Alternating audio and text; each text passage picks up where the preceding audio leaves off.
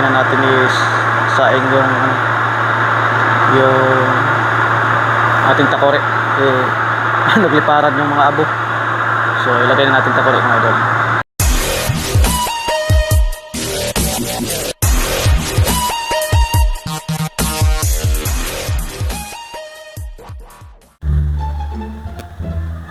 At ito mga idol, may ginawa akong kalan,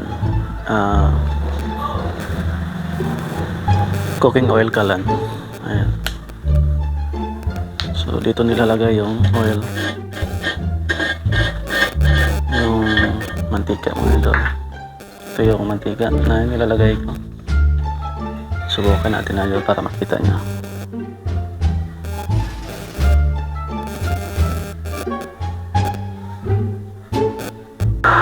So ayan mga idol, ayan.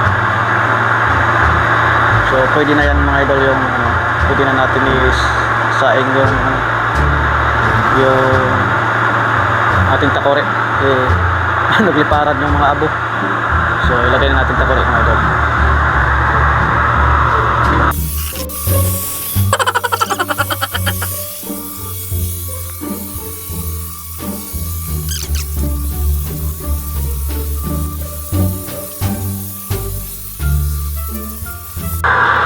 So ayan mga idol, magkape na tayo, magkape.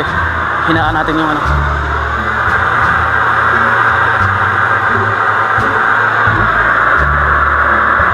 pumupula na yung burner natin mga idol.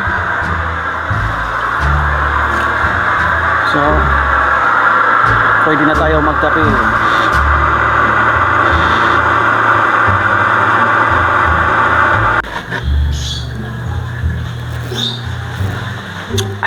Sarap ng barako.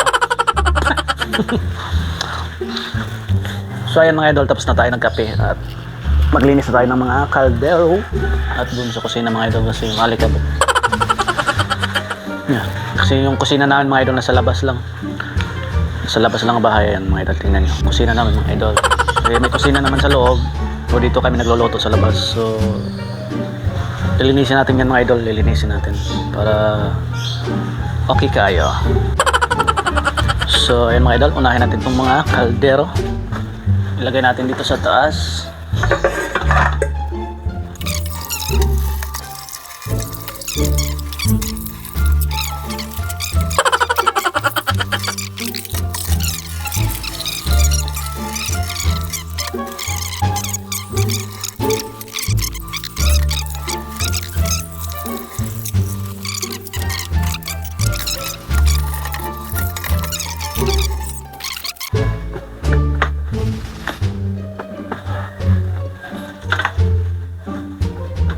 So isa rin sa mga dumagdag ng konsumo namin sa kuryente mga idol, itong rice cooker. Kasi dati mga idol kami gagasol, hindi na bumili kasi ang mahal-mahal na ng gasol mga idol. Katagalan parang umaray na sa kuryente, sa bill ng kuryente mga idol. Kaya ayun, gumawa na lang ako ng ang tawag nito, saan siya, tubig yun eh. Gumawa na lang ako ng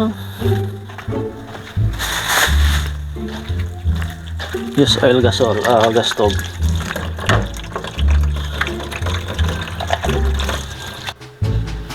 Ayun, susunod natin linisin itong lalagyan ng plato mga idol. Mga dapat ito, tanggalin natin itong mga plato, ilagay natin dito, sugasan na natin ulit habang may oras pa.